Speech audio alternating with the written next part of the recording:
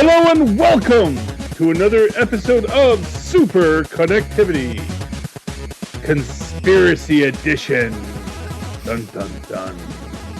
I'm your host, Charlie, the Professor Esser, and with me as always is... Phil Parrish. Hey, Phil. So, I have been waxing conspiratorial lately. Now, as you all recall, last week we had a wonderful and wide-ranging discussion about the Infinity Stones. And of course, I have accepted Marvel's view of the Infinity Stones as the stone within the orb being the power gem, and the Aether being the reality gem. And moving on from there, as you may know about me, I when I get something in my head, it's very hard for me to get out. And I started contemplating exactly why I thought what I thought. And it struck me, my goodness, I do think that there is a conspiracy afoot here with regard to these stones. And here's my basic idea. I truly believe that Gunn's original intention when he did Guardians of the Galaxy was for the stone in the orb to be the Soul Stone. And the reason I'm saying this, the reason I'm thinking about this, is because the first thing that we saw that Gunn directed was, of course, the end credit scene at the end of The Dark World, and featured prominently in that scene is what appears to be the cocoon of Adam Warlock. We then see that cocoon again, but this time burst open after the quote-unquote power gem is unleashed in the collector's menagerie. And when we see it again, it has been burst open, suggesting that whatever was inside the cocoon, presumably Adam Warlock, has, of course, emerged. Now, what is the Infinity Stone tied directly to Adam Warlock?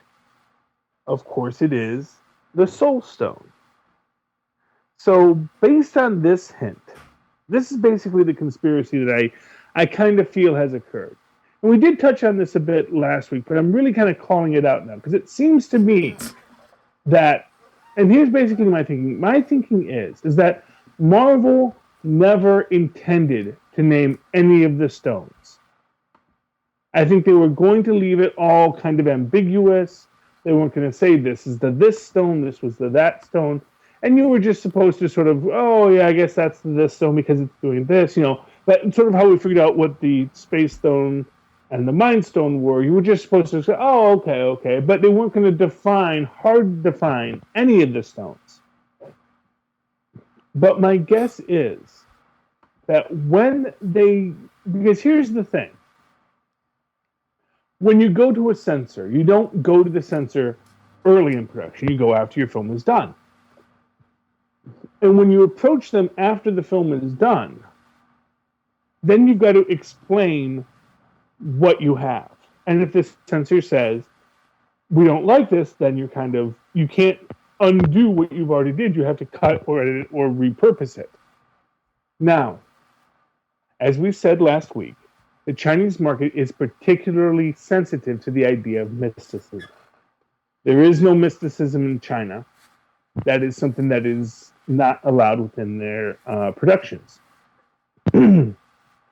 So when they show up with this film, where they had intended to be featuring the Soul Stone, and if they had a censor who did enough research to know that one of these stones is the Soul Stone, and it looks like they're implying this is the Soul Stone, but with the appearance of the risen dead, you have the situation where they're kind of stuck. And the only way they can get out of it is to say, even though it was pretty clear that they were going towards the Soul Stone with the orb, to say, no, it was never meant to be the Soul Stone. It's just the Power Stone. And to add to this conspiracy, the Chinese market conspiracy, I think this is why Coulson is not allowed back in the films. Because again, having someone raised from the dead is a mystical occurrence that I don't think the Chinese are going to allow. I don't think they're going to allow, in a Chinese market film, a person coming back from the dead. Even if you want to say, oh no, we did it through technological means, it's a Frankenstein's monster, whatever, that he comes back and he's the same person suggests that his soul has returned, and I think that is what is unallowable. Now, where I think this leaves Marvel, and this I think is actually in its own way kind of Marvel's salvation if they play it right. Because, and again, actually I wanted to touch on this too. A further evidence of this theory is the fact that they have gone way out of their way recently to demystify what's happening in Doctor Strange. They've come out, and Feige has pretty much all but said the stone in the Doctor Strange film is the Time Stone. It's not the Soul Stone, it's the Time Stone. It's affecting time. It's essentially a fourth dimensional tesseract moving back through time or to the fourth, and that's what's giving us our magical properties. And why are they essentially spoiling this big thing for the film? Because they know they have to be able to stand up at the Chinese censor board and with a straight face say, no such thing as magic in the film that is about the master of the mystic arts. No. So they basically, and they knew they were getting themselves back in the corner, and I think basically this is my conspiracy, is that when they went to China with Guardians, and they were thinking they were going to be able to slip it right past them, because they weren't going to name the stones. The stones were always just going to be the Infinity Stones. We weren't going to say what anything was. The kids back home can make their theories and the things, but we're not going to make anything canon. But their censors said, we think you're trying to put in a soul stone, and we're not going to allow this film, even if it has a soul stone.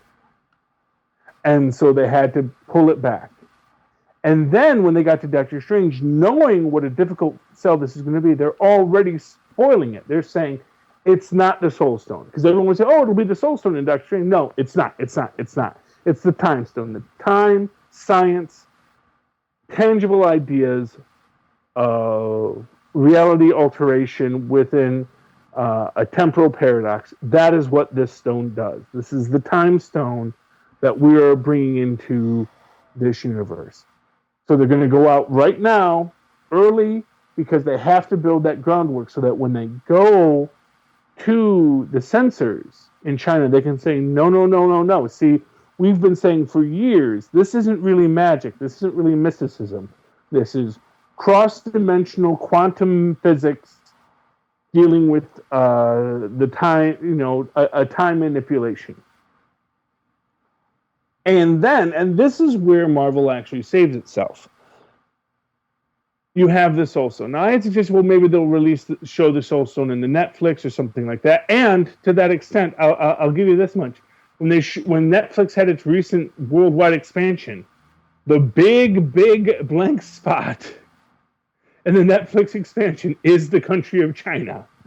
No Netflix in China, so again, they're still not bound in China. I mean, of course, obviously, they probably would have a really hard time getting anything like Netflix in China because Netflix does have such a broad set of films that they show there. I mean, I don't think they'd have time or ability to make a Netflix China where they just ran everything through the censors.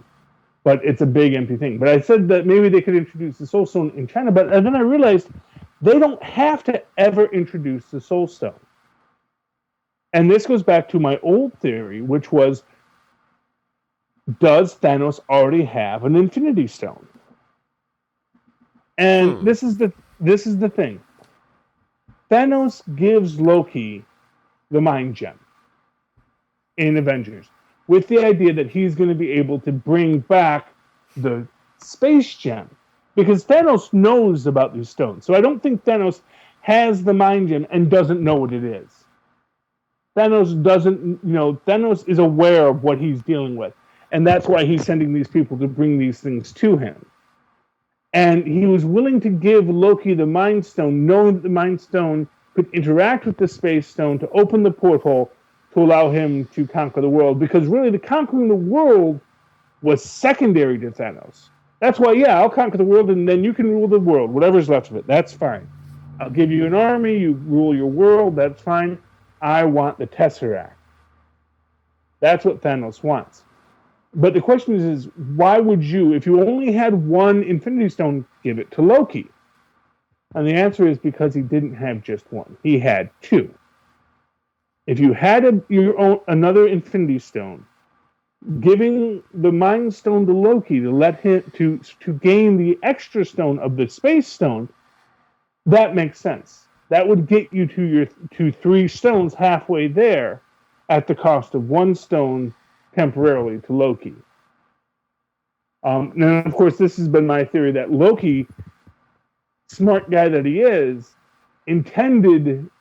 set this all up because he knew Thor and the Avengers would stop the Chitauri, would stop him, and thereby take the Mind Stone away from Thanos and allow the stones to be with his people in Hydra, which, as I have said in earlier episodes of SuperConnectivity, it has been my theory that Loki has been manipulating Hydra and the Red Skull towards the Infinity Stones since Captain America. You don't see him in Captain America, but it is my contention that just as you don't see Loki manipulating Stone Sarsgaard there in the Avengers, he's there. We see him at the very end of Thor, where he's, was it Thor? Or was it Captain America? No, it was Thor, where he shows him the Tesseract. And, and you see Loki's image in the mirror reflected saying, yes, this is interesting. But it's been my take on this that Loki has been manipulating in the same way as Thanos, but of course Loki just being way better than Thanos, manipulating people to gather the stones. And of course, I think Loki was involved in Guardians of the Galaxy, again, unseen, as the other buyer for the orb stone that the procurer references when because of course it doesn't make sense for the collector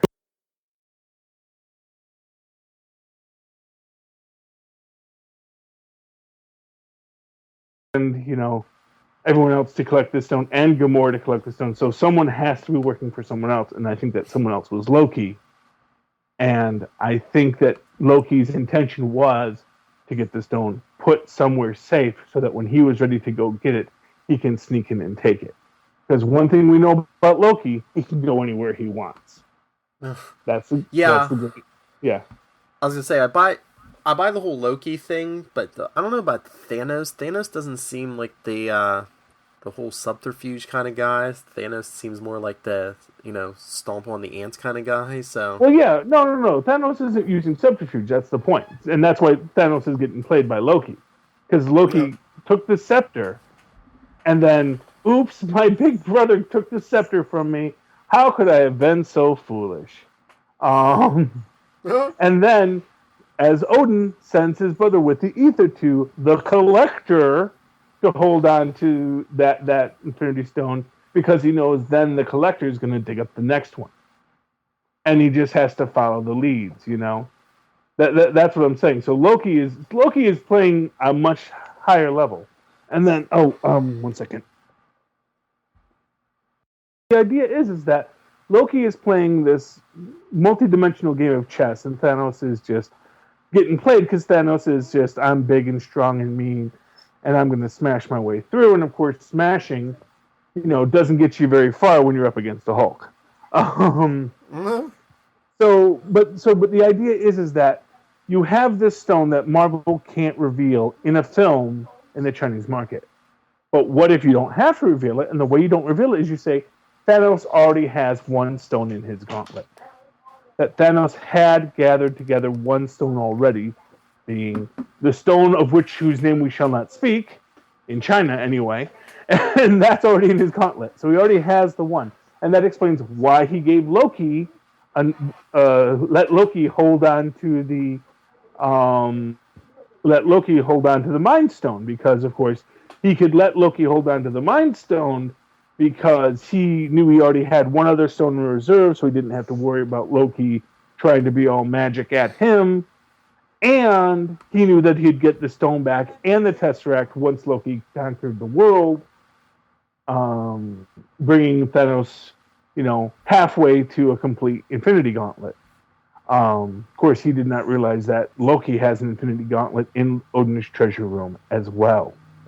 And of course, Loki has his own stone as well. He has the Tesseract in his gauntlet right now.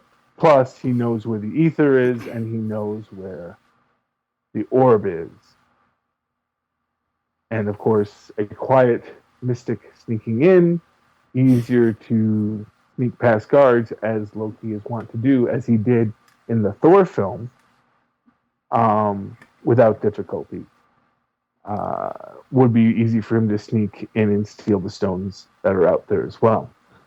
We'll have to see what happens in Guardians of the Galaxy 2, if we do get Adam Warlock in that, if Adam Warlock starts collecting stones, or if we get anything really throwing down major going into the next games. But this is my idea, is that essentially Marvel has set themselves into a position where now they don't have to reveal the Soul Stone.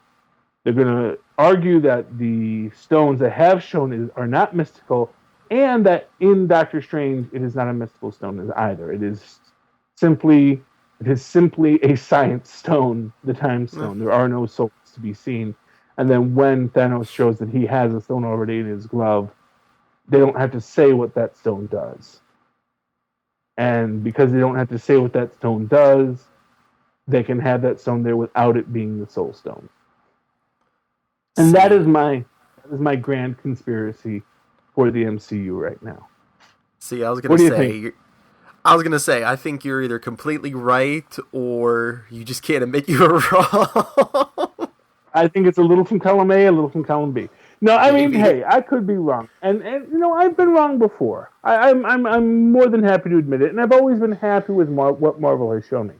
The reason why I think there's something deeper here is because even though I can accept Marvel's statement on the fact, it doesn't feel right to me. It doesn't feel like that was a great twist. That was a great reveal, And everything so far in Marvel, I've always been really shocked and stunned. And what this whole thing strikes me as is, it strikes me much more as Marvel trying to play catch up and trying to reposition themselves in a place. And like I said, and the way you'll know, here's how you'll know if I was right, is that if they don't reveal the Soul Stone, if they reveal that Thanos already has one stone for his gauntlet that is never named, if they don't name the Soul Stone, then you know that that's because they knew they couldn't name the Soul Stone.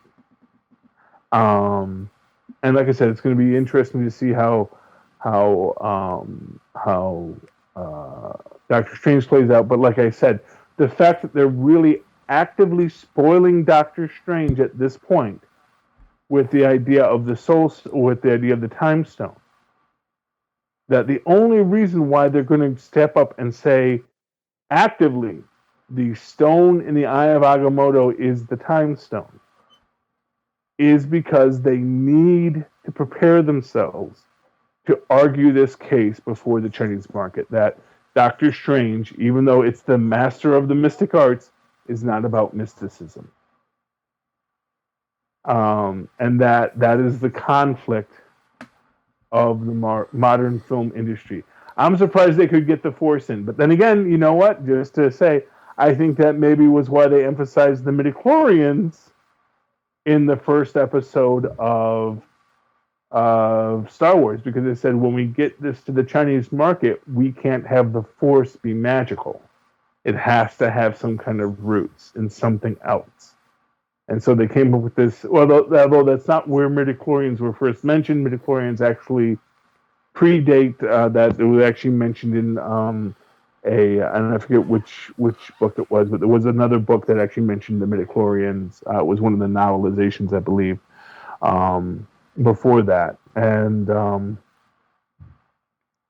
but they brought it out and they put it front and center in episode 1 because, of course, they have to get past the Chinese censors, and so they have to demystify their mysticism. And so that is our Hollywood conspiracy for this week. What else is in the news there, Phil? Anything strike you recently? Well, I saw. Did you see they bumped Daredevil up? It was supposed to. Season 2 was supposed to drop in April, and then they put it on March 25th, the same day as Batman v Superman releases. But now I guess they moved it back even further, back to the 18th, the week before. Well, yeah. Well, I guess that's fine. I mean, that's good. I actually kind of like the idea of them revealing it on the same day, and it was Daredevil versus, Bat Devil. So sort of showing Ben Affleck what you can do with a Daredevil. Not that I think that there's anything you can really compare a Netflix show to a Hollywood blockbuster. I mean, not for nothing. I mean, even Dawn of Justice is going to have to be Fantastic Four bad for it not to be the number one movie in the nation. I mean, I'm just saying that because I don't care what it's up against. I don't care what else is releasing that week. It's not anything on par with Superman versus Batman. That is going to be the week's dominant, and it's going to have its good show. And like I said, it would have to be horrible not to be number one. I mean, it would just have to be utterly horrible. And I don't think it's going to be utterly horrible. I think it's actually going to be pretty good. So I'm really looking forward to it. But so I think maybe Netflix was thinking it might be fun to go head to head, but then sort of realized, well, what are we going to really accomplish from going head to head, except maybe have our show be not watched on the first day because everyone saw it was at the movies. I mean, basically, if they had their show be watched a lot on that first day, it'll be okay. That's great, but no one's going to say, oh, it cut into Batman v Superman's take. No one's going to say that. So they probably moved it up. So they probably moved it up there at first, and then moved it up a little further to say, you know what, let's not make it a fight, because we're probably, even if we won the fight, you're never going to know it. So no point in having a fight you don't win. Very interesting in this is of course, in the new trailer for Daredevil, they very strongly emphasize the Punisher, kind of maybe suggesting that the Punisher is going to be the overarching theme of the next season, and the Punisher's relationship with Daredevil. Interestingly enough, they actually suggest, the guy playing the Punisher suggested that the Punisher and Daredevil could be best of friends, which is, I wonder if that's sort of the actor talking from the mindset of the character. The Punisher thinks that he and Daredevil could be the best of friends, but yeah, it's interesting. It's going to be interesting, and I kind of also like the idea of sort of it makes for an interesting take on the superhero mythos when you discuss Daredevil and Punisher, because of course, on that human level of heroes emerging in a world of heroes, now that you've had superheroes, you're going to have you have a guy like Daredevil who is, to a grand extent, even with his heightened senses, is still mostly just a guy who is, well trained and ready to fight, using, taking vigilantism into his own hands. And the Punisher, of course, is very much that same idea of just a guy who is not without powers, but is going to make his stand for what he sees as truth, justice, and the American way, and how that gets corrupted in its own right. And so it'll be interesting to see the Punisher Daredevil interface. Interestingly enough, in this preview, we actually do see the death set skull of the Punisher in the preview, but what we don't. But of course, we still haven't seen the skull on the Punisher, and of course, I think that is, actually, even Dolph Lundgren did have the skull. It wasn't on his chest, but it was on his daggers that he threw in it. He had daggers with the skulls on it, so good for that. So you did have some branding there, because as Hydra has taught us, it's all about branding. And Shield. Yeah, and Shield. Yeah, Hydra and Shield, super secret organizations. But we need the logo and we need the coffee mugs, because that's how you build team loyalty. That's how you build a team, is with all the extras, all the guys wearing Hydra baseball caps to their kids' games, of course, how many Hydra fun runs I'm sure that they've had over the years, and you got the little T-shirts with the mass-produced Hydra logos on it, and oh god, Hydra fun runs. That's all about branding, yes. But yeah. So we still haven't seen that, and I do want to see that. And I know it's a difficult thing with the Punisher, because of course that's always the thing with the Punisher. Is how do you have this guy who is about getting the job done, and but have him put on a superhero's affectation of a costume. Now, I actually think that they actually did solve this rather nicely in the comic series, although he was already wearing the uniform then.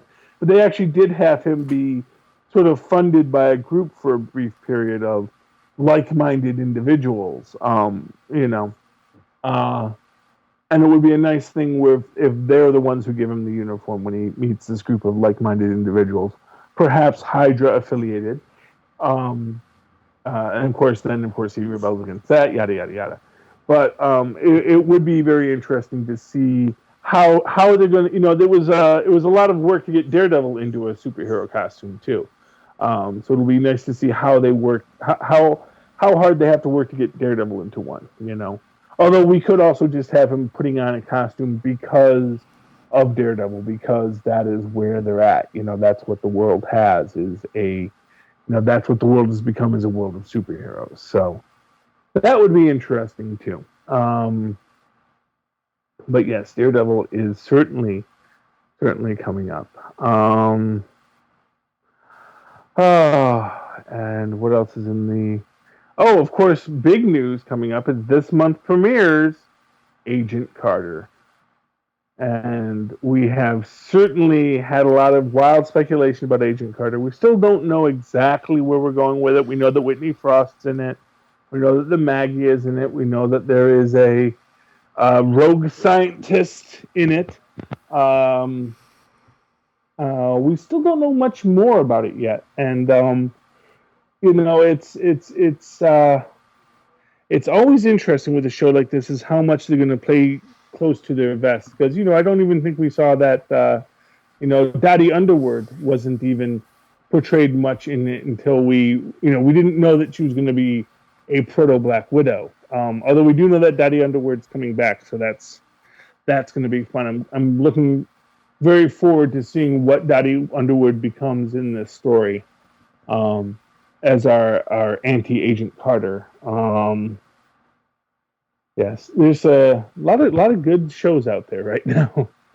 It is truly the golden age of superhero, of comic books and movies and things translating between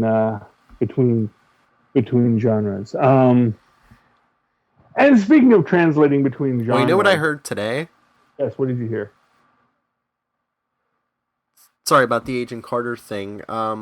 I guess it was Agent Carter was supposed to start this past week on what was it, January 5th, but they pushed it back 2 weeks because I guess President Obama has a State of the Union address next week, so they didn't want to like start the first week and then have a gap, and then between week 1 and 2 they didn't want to have a gap in between, so they just pushed it back 2 weeks. Yeah, well, yeah, I was actually, I got actually a little confused with it because I'd heard it was like opening on the 19th, and then I saw like AV Club had it listed to premiere on the 6th, and I was thinking, oh, that would be horrible if they had it premiere on the 6th because that's comic book day. You're going to make me choose between Agent Carter and getting my books? Come on, people. That's just bad planning on your part. But yeah, so having it on the 19th, which is a Tuesday, which I think where is that right now? I think it's supposed to premiere on a Tuesday. That's workable for me. Yeah, I'm pretty Day sure. before my birthday too. So that'll be nice. Yes, I'm very excited about Agent Carter. It's going to be interesting what they do with it, I'm sure. I am, like I said, I was hoping for some Agatha Harkness, but I'm going to take the Whitney Frost, and we'll see what happens from there. And of course, they can get mystical on TV because it doesn't air in China, so they can actually, and I think that I think is one of the things that I think is going to be kind of the interesting aspects of the kind of built-up separation between the TV and the movie universes. Joss Whedon was recently talking about this, where he basically says that people take a lot of. This is something I've learned about reading too much about celebrities and headlines, is that people will take things out of context for celebrities, and when they do that, you kind of have to take it with a grain of salt. Because, of course, there was all this thing about how he regretted bringing Coulson back and why Coulson wasn't in the films. And basically, he very much walked that back and said, I don't regret bringing Coulson back. I'm the one who brought Coulson back. He's very happy to have Coulson back, but it's very difficult to incorporate Coulson into the movie universe because you have to explain to people who aren't watching Agents of S.H.I.E.L.D. why he's there.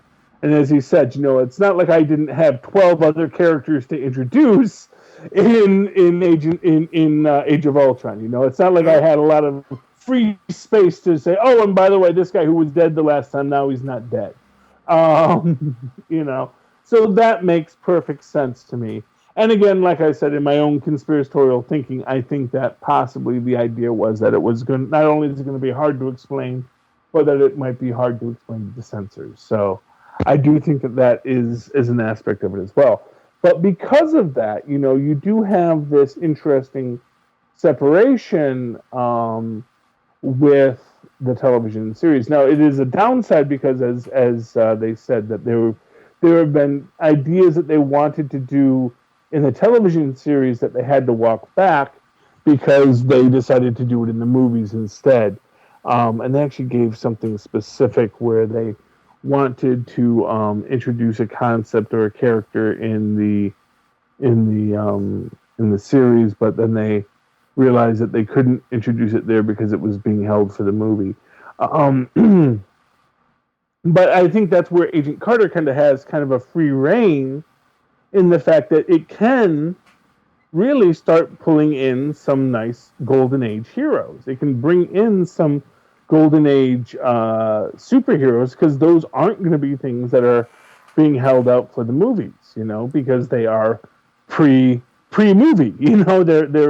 They're from the earlier time, the bygone time. They have all of the 50s to introduce characters, and I'd love to see Adam Brashear show up in Agent Carter. We're having some scientists, so even just having a shout out to Adam would be pretty awesome. And Adam was, of course, an active character in that period of time. It would be pretty cool to see, any of the Golden Age heroes, any of the All-Winner Squad, the Invaders, whether it's Miss America,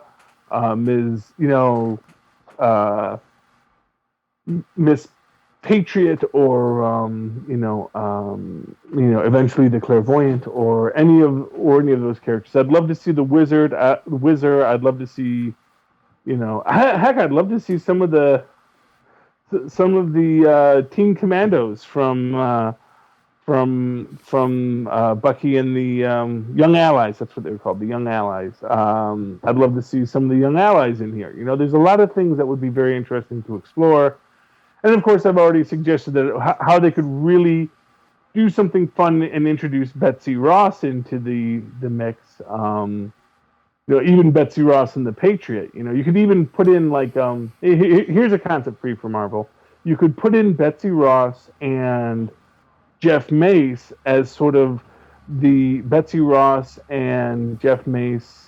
Jeff Mace, of course, taking over for Captain America in the propaganda department. And he's a guy who's big and strong and all this stuff, and how he was inspired by Captain America, how he was a soldier, and have Betsy Ross as the girl that was Cap's handler when he was out in California making the propaganda films.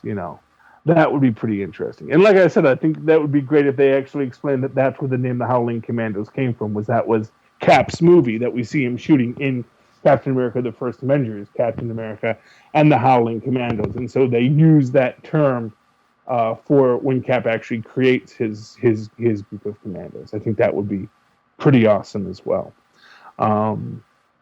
There's a lot of really great ideas that Marvel can use with Agent Carter that I think they actually have a bit more freedom to use than they can in either Agents of S.H.I.E.L.D.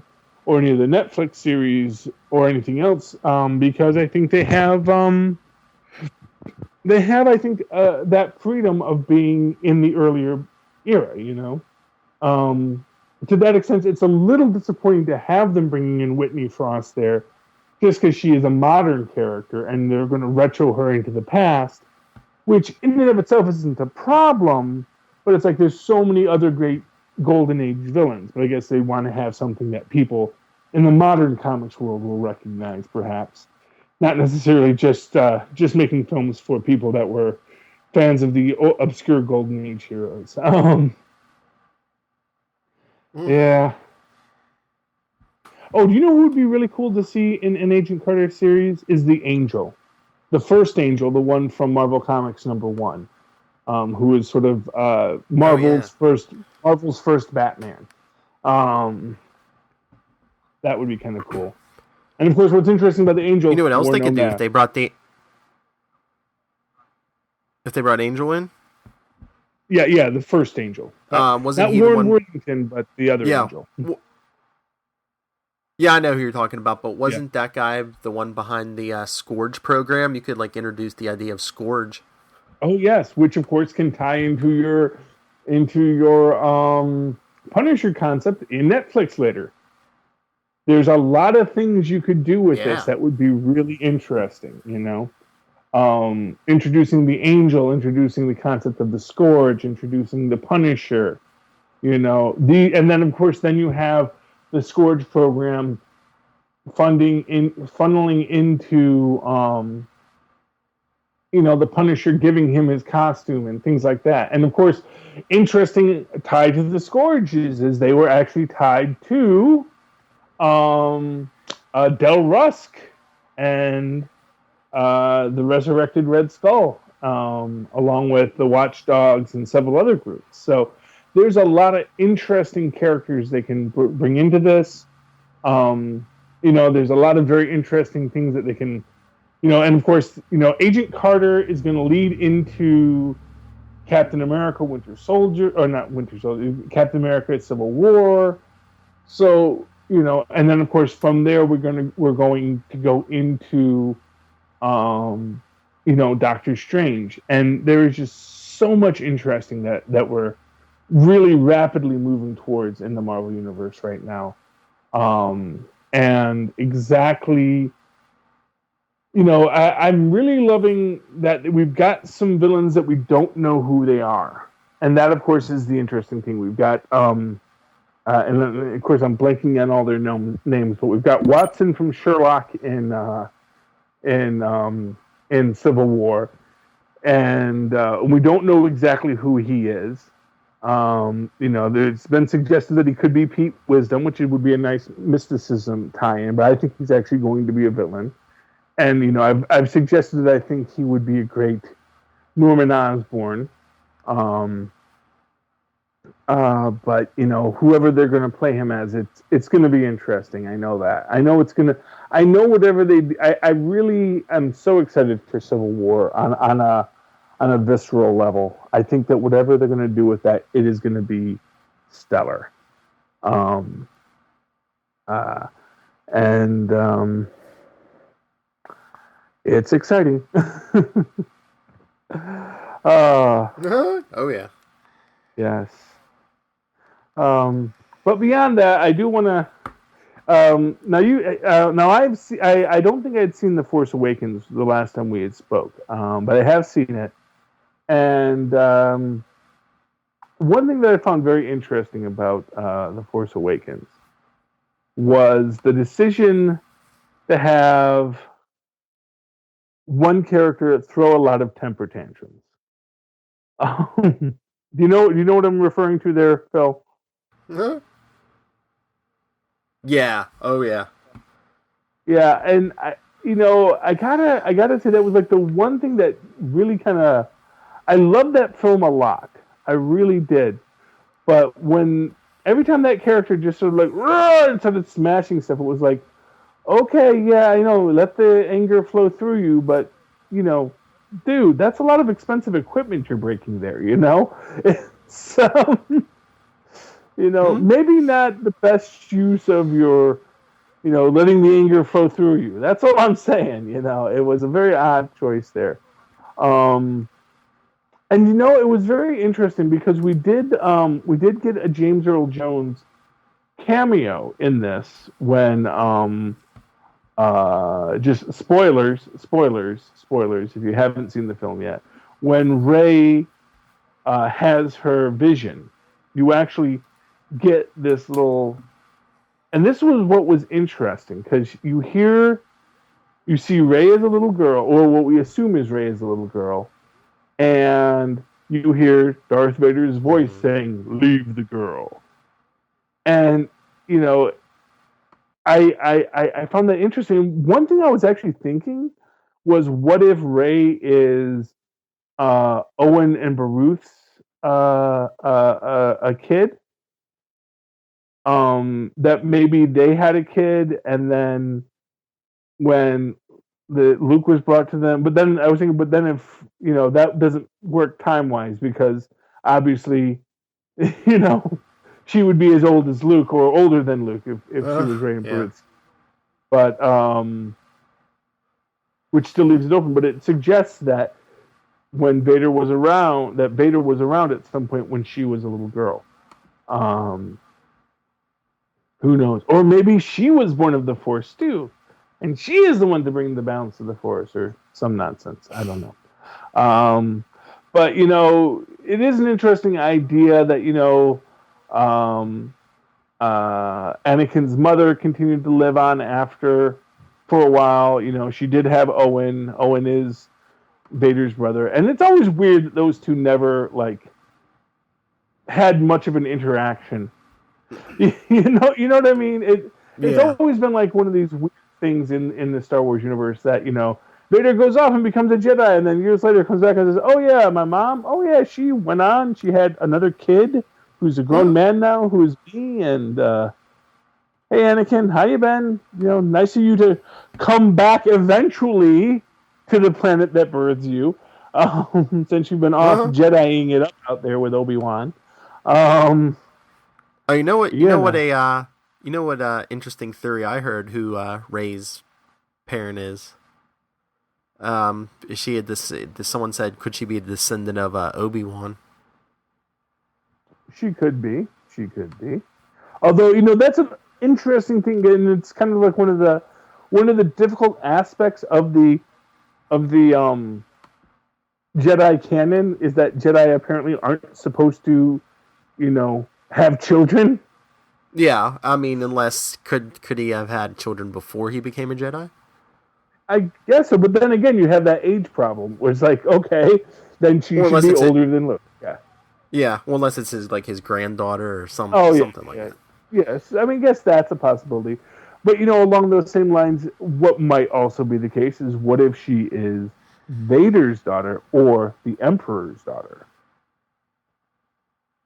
Yeah, but Because of again, course, wouldn't she be older though?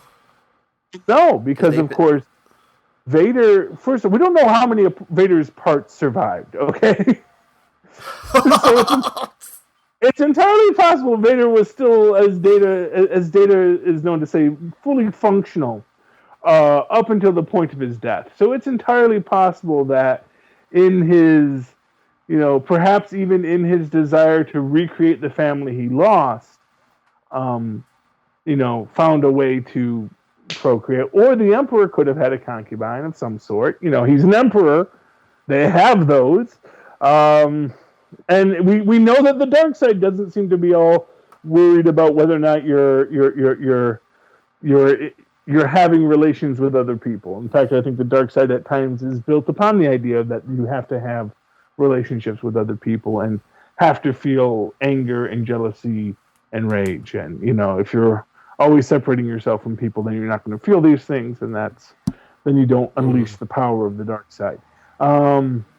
So I mean, although one theory that I think has been pretty much dismissed at this point is Finn is most likely not Lando's son, which I actually think it is a good thing that the one black guy in the galaxy far, far away did not give birth to the other black guy in the galaxy far, far away. I think it's good that, no, actually, there's other people of color in this universe. There's two completely different families, It's not just one line of the one black guy and then his son. It's actually multiple people of color throughout the new George Lucas separated universe. So the fact that now I wonder if they're going to do something where Finn and Rey are related, just to play with that. Since we're rhyming so much with episode 1, the idea that these two might be related, but then again, I don't think they're going to do that again, because that was creepy the first time. It would just be weird to do it again. Yeah, well, that's the other theory. I heard someone was also saying Rey could be. What if Han and Leia had another child and it's Rey, so she's related to Kylo Ren? Spoilers. Yeah, but then I would think that if because twins run in the family. Yeah, but then I think they would have known. I think they would have. Oh, wait, our other kid. It wouldn't be because it's not like Leia died and they took her kids, and sent them off as with Padme. Yeah, no, well, that's what they were saying. For some reason, maybe they dropped her off on that planet, but why? Why? Well, yeah, exactly. Why? To me, that doesn't make a lot of sense. I think that. Although what would be the most interesting is that Rey is nobody special. She's just another person, but the Force is strong in her just because it is. And there is this idea that maybe breaking away from the family lineal structure of the Star Wars saga might be actually kind of useful to it. I saw a meme recently. It was like, that moment when you realize that the entire Star Wars trilogy is just about one family's troubles screwing up the entire galaxy. So maybe if we had some extra family in one. And again, going back to the Finn Lando thing, it would be nice if it's more than one family in this universe that actually this galaxy populated by millions of billions of people isn't that, but that all the characters of importance aren't all just related to each other. It's fun that they all bump into each other, which is why actually I'm kind of glad that they found another desert planet aside from Tatooine to start it off on. I mean, looks a lot like Tatooine, but it's not Tatooine. It's a completely different desert world with Jawas on it. Because Jawas get around, they go where the space junk is, I guess, is the idea. Although I did love seeing all the the imperial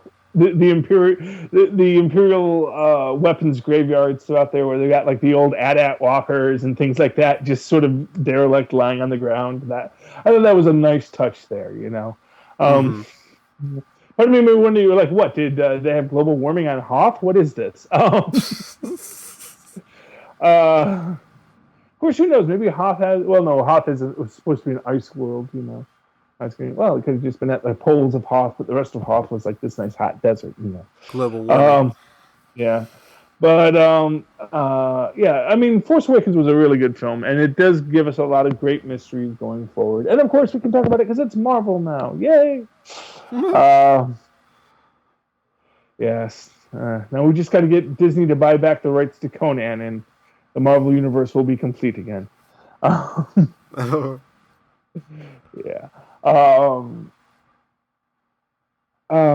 But yeah. So, but very much like that film, but yeah, not quite understanding why Kylo Ren threw so many tantrums, and it just like I'm gonna smash stuff. It's like, you know, Darth never smashed stuff. I mean, he'd force choke you, but he was never like, I'm all angry. It was just a weird way to represent the anger of the dark side, I guess. Was this like I said, smashing stuff? It just seemed very un-Sith-like, you know.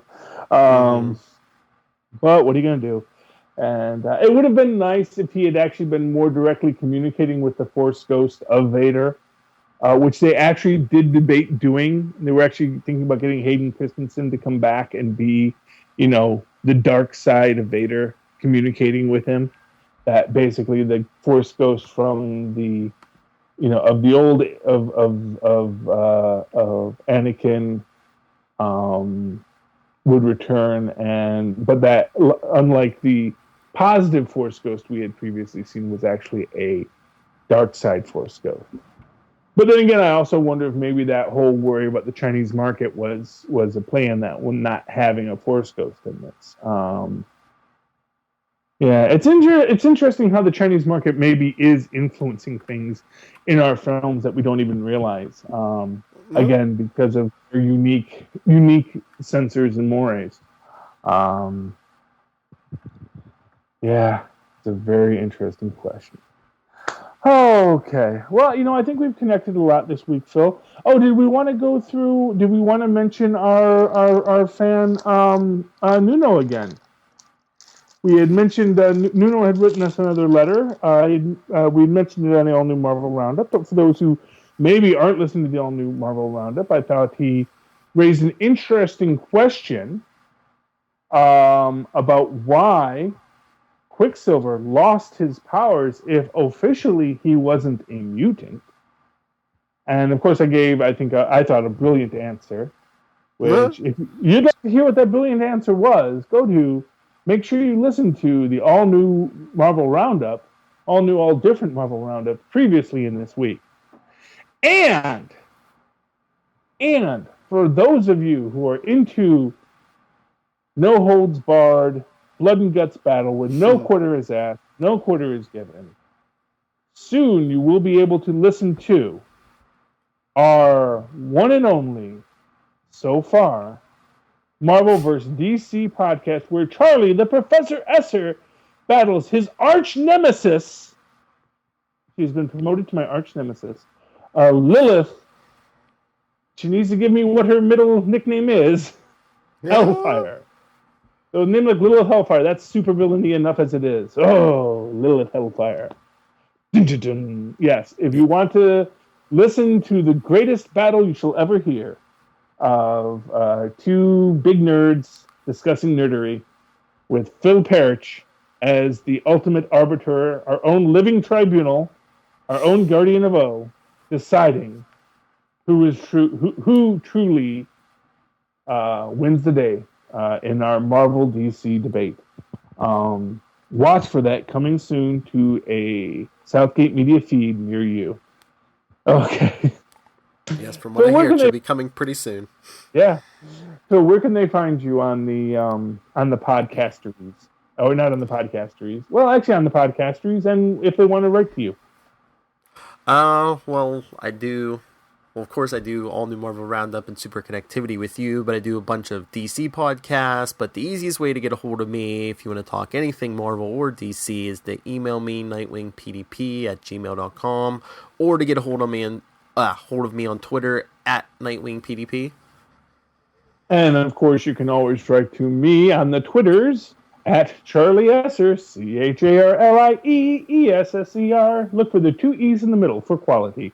And, of course, write to me. Write to me often, as Arnold does, as Nuno has. Well, Nuno hasn't written to my email address, but he's written to Phil's. And you can write to me, too, Nuno. I like you, too. And anyone else who wants to rant and rave about the craziness that is the SuperConnectivity podcast or any of the other podcasts I'm on, feel free to write to me at superconnectivityblog@gmail.com. superconnectivityblog@gmail.com. And, hey, here's a question for you. We have noticed recently in a lot of Marvel comics, we're getting letter pages back. What do you guys think about that? Will you be writing in letters? Will you be the future George R.R. Martins of the world whose letters will be pulled out years from now to hear you gushing about Reed Richards and the Fantastic Four? I myself have had my letters published in the past, and I'm looking forward to having some new ones published in these new pages. I would love to hear everyone's thoughts about letters pages in comic books. And if you want to hear those thoughts right on air, then connect with us again next week on Super Connectivity. Good night, everybody.